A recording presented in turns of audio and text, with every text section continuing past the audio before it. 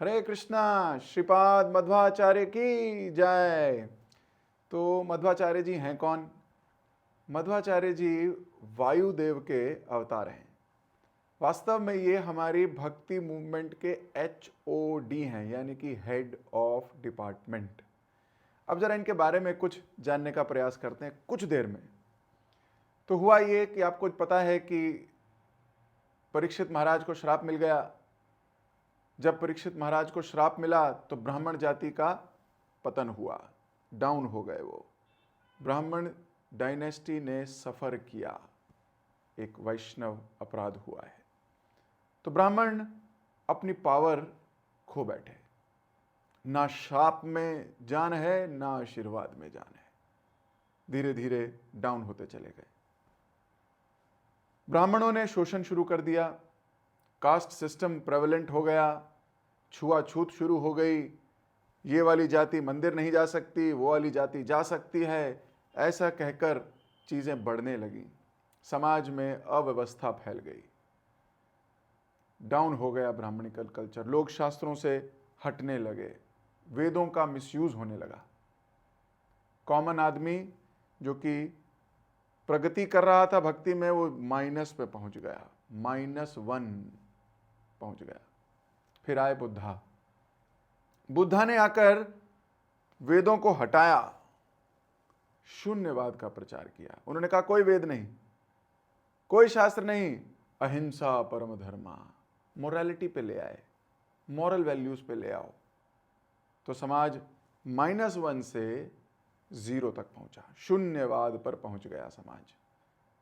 Development हुई, -1 से 0 development तो हुई। उसके बाद आदि शंकराचार्य जी आ गए। आदि शंकराचार्य ने आकर शून्यवाद को हटाया। आदि शंकराचार्य जी ने 32 साल में जब कर प्रचार किया, 0 अद्वैतवाद किया। हटाओ, नो जीरो। उन्होंने कहा 0 नहीं होगा, शून्यवाद नहीं होगा, अद्वैत होगा। अद्वैत यानी निराकार, तुम भी भगवान, हम भी भगवान। भगवान का कोई आकार नहीं, लेकिन भगवान है। शास्त्र वापस लाओ। तो 32 साल के प्रचार में आदि शंकराचार्य जी ने बुद्ध फिलॉसफी को भारत से बाहर खदेड़ दिया। आज ये शून्यवाद फिलॉसफी कहाँ है? भूटान, नेपाल, श्रीलंका, चाइना, भारत से बाहर। तो इन्होंने क्या किया? -1 हुआ था जब श्राप मिला, शून्यवाद हुआ था जब बुद्धा जी आए, इन्होंने 1 तक ले गए। आदि शंकराचार्य जी ने भक्ति को एक स्टेप आगे ले गए। भाई शास्त्र हैं, ले आओ वापस, लेकिन प्योर बात नहीं बताई। प्योर बात आ गए। श्रीपाद रामानुजाचार्य आए। रामानुजाचार्य ने जो -1 से 0, 0 से 1 तक आई थी, उसको 1.5 तक लेके चले गए। उन्होंने अद्वैतवाद को काटा। उन्होंने कहा विशिष्ट अद्वैतवाद है, हम भगवान के जैसे भी हैं और भगवान के जैसे नहीं भी हैं, हम उनके अंश हैं।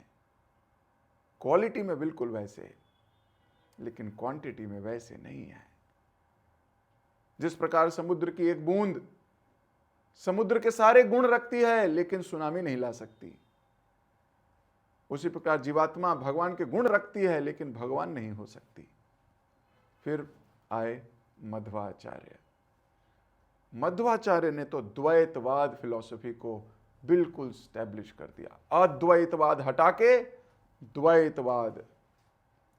चैतन्य महाप्रभु ने भी इसी मूवमेंट में आना स्वीकार किया। चैतन्य महाप्रभु ने इस संप्रदाय से, इस युग में धर्म की स्थापना करी। चैतन्य महाप्रभु आए, वो 1.5 से 2, 3, 4, 5 इंफिनिटी तक ले गए। चैतन्य महाप्रभु ने डीटी वर्शिप और मायावाद खंडन, ये 2 चीजें उठाई मध्वाचार्य जी से। वैष्णव सेवा और शुद्ध भक्ति रामानुजाचार्य संप्रदाय से। कृष्ण एक शरणम और रागानुगा भक्ति विष्णु स्वामी संप्रदाय से।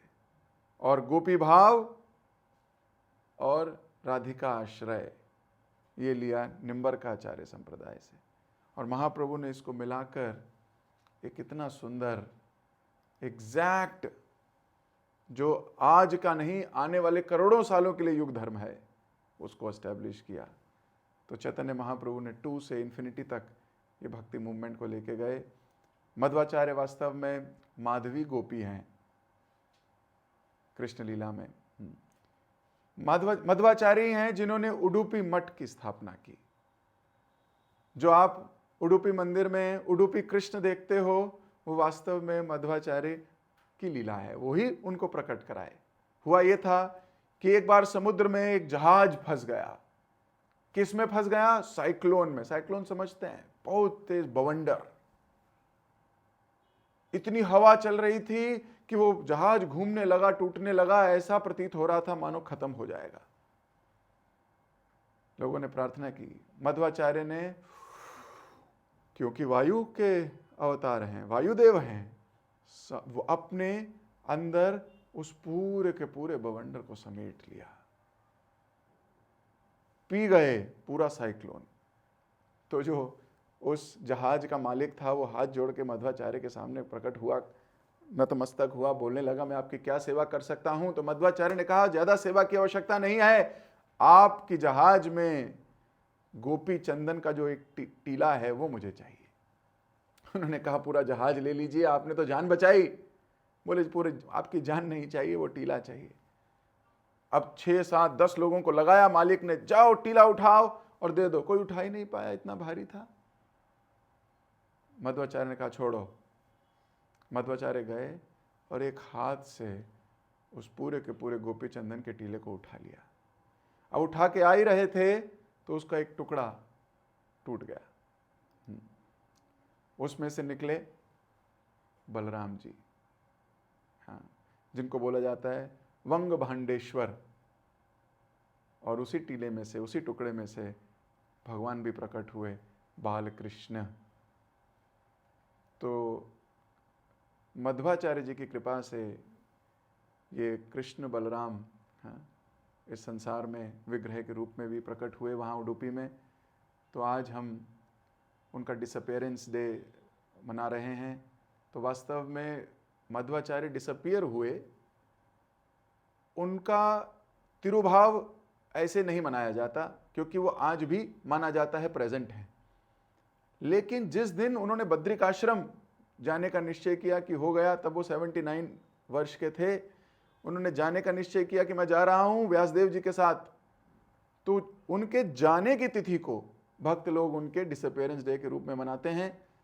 तो आप सबको इस तिथि की बहुत बहुत शुभकामनाएं। भगवान से प्रार्थना कीजिए, मध्वाचार्य से प्रार्थना कीजिए कि जो जीवन चरित्र में वो अपने सिखा के गए, भगवान के प्रति रति, अद्वैतवाद का खंडन किया उन्होंने,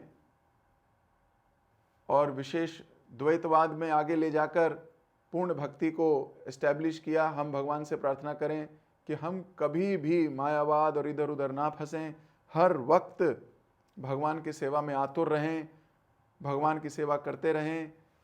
इसी अभिलाषा के साथ आप सबको इस दिन की बहुत बहुत हार्दिक शुभकामनाएं। हरे कृष्णा।